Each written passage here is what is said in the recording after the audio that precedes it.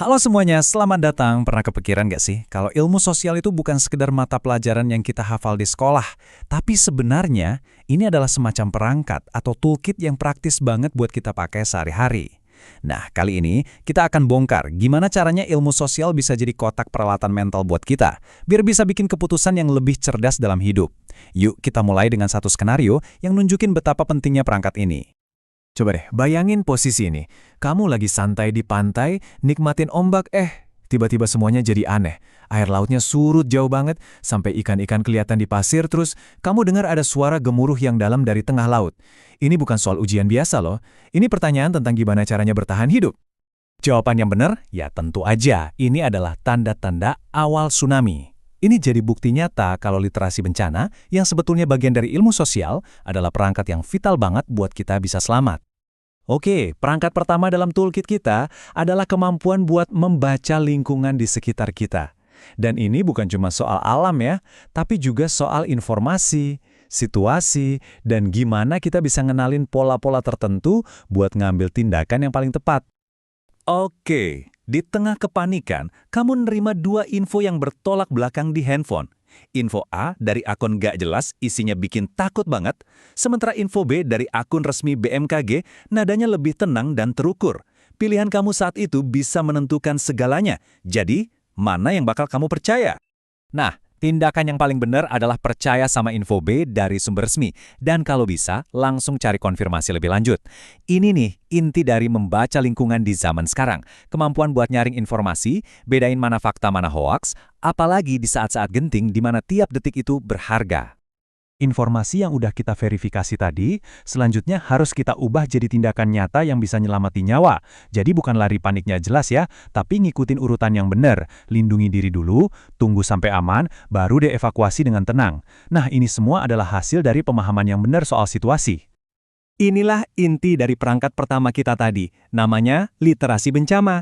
Ini bukan cuma soal tahu ya, tapi mampu menganalisis dan bertindak. Jujur aja, di zaman sekarang yang informasinya super berisik, kemampuan ini tuh sama pentingnya kayak kemampuan kita membaca dan menulis. Oke, kita pindah ke perangkat kedua. Dunia kita ini kan sebenarnya adalah sebuah jaring sistem yang rumit banget dan saling terhubung, mulai dari makanan di piring kita sampai gadget di tangan kita. Kalau kita paham cara kerjanya, kita jadi punya kekuatan buat menavigasi atau bahkan mengubah sistem itu. Coba deh perhatiin angka-angka ini. Sebuah tomat yang di petani harganya cuma Rp2.000 bisa melonjak lebih dari 600% jadi Rp15.000 pas nyampe ke tangan kita. Gila kan? Ini bukan cuma soal tomat loh. Ini cerminan sebuah sistem, ada rantai pasok, ada distribusi, ada infrastruktur yang bekerja di baliknya. Pertanyaan ini nih yang bikin kita mikir lebih dalam.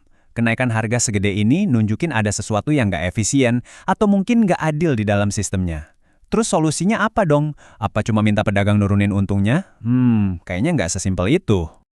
Solusinya itu bukan dengan nyalain satu pihak, tapi dengan memperbaiki sistemnya secara keseluruhan. Misalnya, dengan memotong jalur distribusi yang nggak perlu, petani bisa dapat harga lebih baik, dan kita sebagai konsumen bayarnya juga jadi lebih murah. Nah, ini kan solusi win-win yang lahir dari cara berpikir sistematis.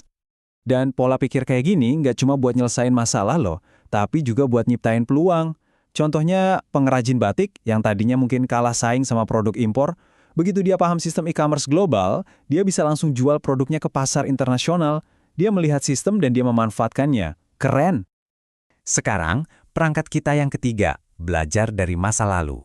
Sejarah itu bukan cuma daftar tanggal dan nama yang ngebosenin. Coba deh, anggap sejarah itu sebagai gudang data raksasa tentang keputusan-keputusan manusia.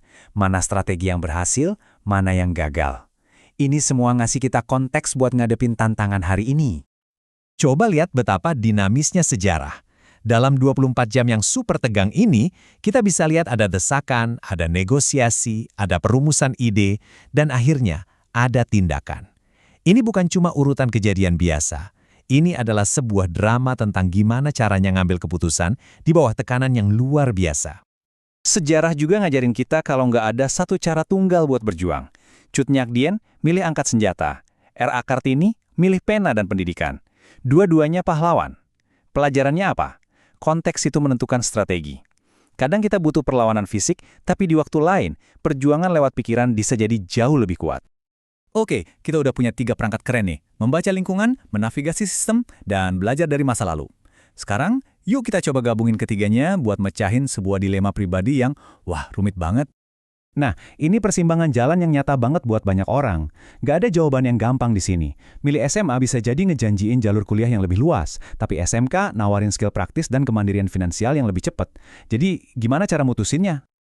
Disinilah semua perangkat kita tadi kepake. Kita nggak asal milih karena gengsi atau ikut-ikutan teman. Kita pakai membaca lingkungan buat nilai kondisi ekonomi keluarga. Kita pakai pemikiran sistem buat analisis prospek kerja di masa depan. Dan kita belajar dari masa lalu, yaitu dari sejarah, minat, dan bakat kita sendiri. Pilihan yang bijak lahir dari proses ini. Dan inilah inti dari semua ini, teman-teman. Ilmu sosial itu gak ngasih kita kunci jawaban, tapi dia ngasih kita sebuah toolkit, sebuah kerangka berpikir, supaya kita bisa menghadapi ketidakpastian dengan lebih logis dan bijaksana. Pada akhirnya, hidup ini kan rangkaian dari pilihan-pilihan.